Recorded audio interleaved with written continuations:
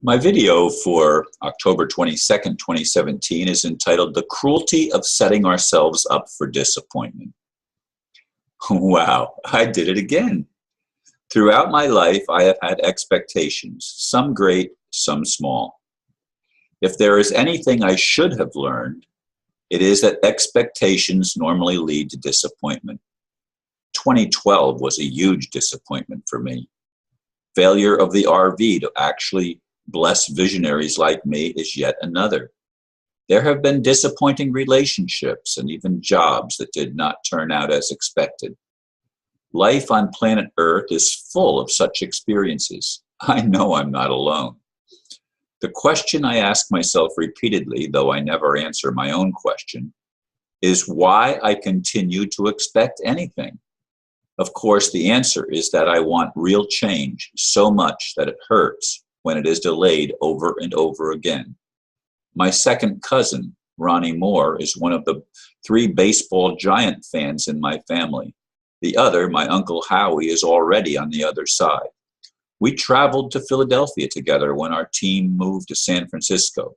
Anyway, maybe someday our unanswered questions will be answered and we will finally be liberated from disappointments. Yes, as I said in the blurb, there were lots of things in my life that I expected to turn out differently than they actually did, including, as I said, relationships, including jobs that were not what I thought they were going to be, and more recently, the RV, which was said by my friend when I finally broke down and actually bought some alternative asset-backed currency in June last year, and that's 2016.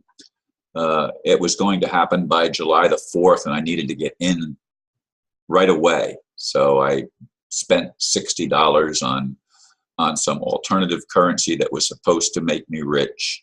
And of course, it still hasn't happened, and I'm not sure that it ever will. Who knows? There have been so many times that I've been disappointed. Yesterday morning, of course, it was my birthday, and I said to one of my friends that I expected to be spending time with my family later in the day, and that never did happen. My son did send me a happy birthday on Facebook, and my daughter called me in the afternoon, but there was no family get-together, as I falsely expected. That, well, this is going to be the first time in a while we've had a chance to get together on my birthday on a weekend, but it did not happen. So it left me with another disappointment, and I ended up going to bed quite early last night, and then I wake up a little bit after midnight, quarter after midnight. I'm wide awake, and I stay in bed an hour trying to get back to sleep, but finally at 1:15 I get up, and here it is. It's just 2:10 right now.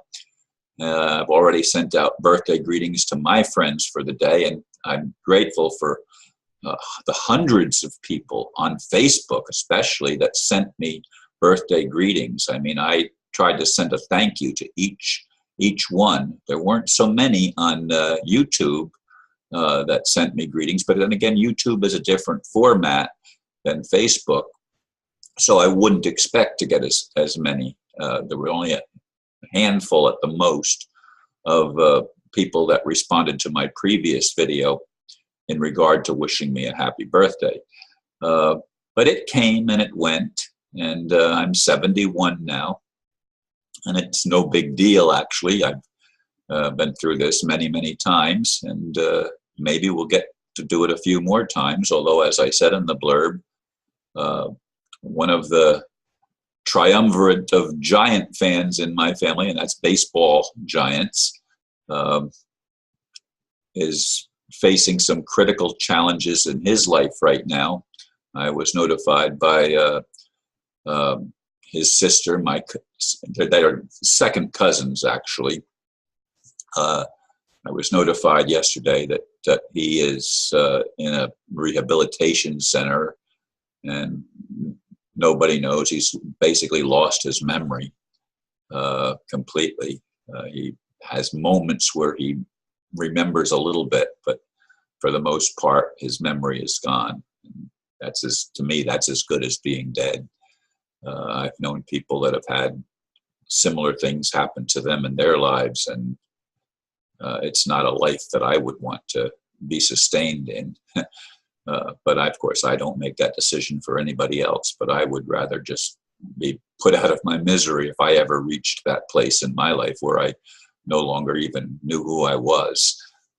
It would be absurd to continue to live. But anyway, folks, life is full of disappointments, and we have to move on and take one day at a time. Each of us has to follow our dream as best we can.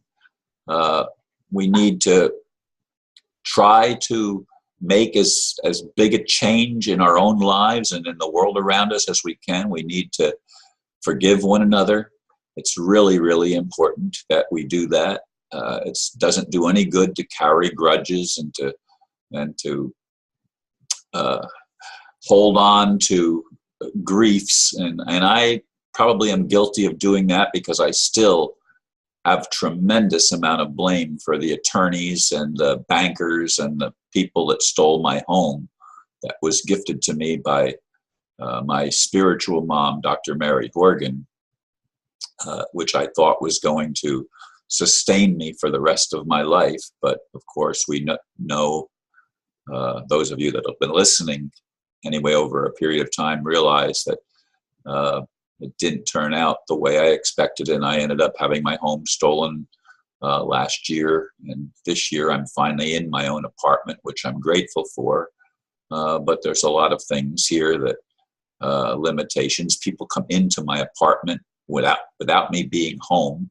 They have keys and they let themselves in, and I just got a note from that somebody was in my apartment when I wasn't even home, supposedly spraying for insects. Now, that's not even something that I would want to do. It's something that I would take care of myself.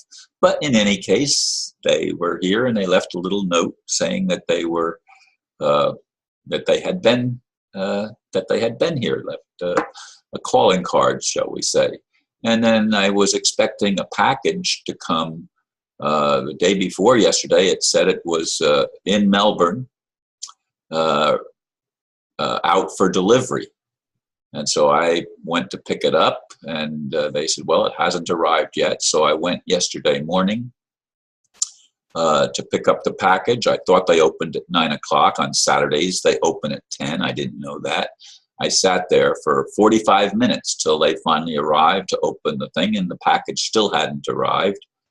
And he wanted to know the tracking number, and I didn't know it off the top of my head. I came back and I called him with the tracking number, and a little while later he called me back and said the package was just delivered by the post office. The UPS delivered it to the post office to deliver it to the place where I get my mail.